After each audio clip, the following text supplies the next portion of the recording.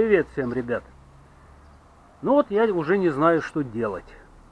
Я уже вот эти клапана буду настраивать. Я не знаю, сколько их можно настраивать и как настраивать. Входной 5 соток, выходной 7 соток.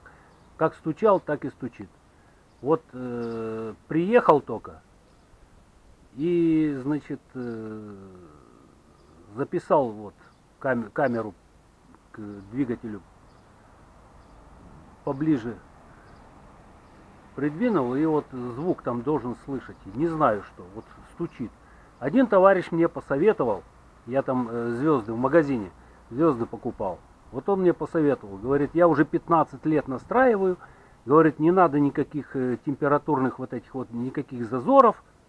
Говорит, вот слегонца, когда касается вот эта вот штучка с гайкой, и все, затягиваешь, и не будет стучать, и не все. Я так думаю, блин, ну а температурное расширение куда девается? И тогда клапана будут зажаты. Он нагреется, и клапана не будут закрываться. Все. Прогорят нафиг. Поезжу немного, и все. И двигатель в ремонт. Оно мне надо. А что делать, я уже без понятия. Может, что-то другое цокает, а что-то может другое цокать, без понятия. Вот так вот. Беда.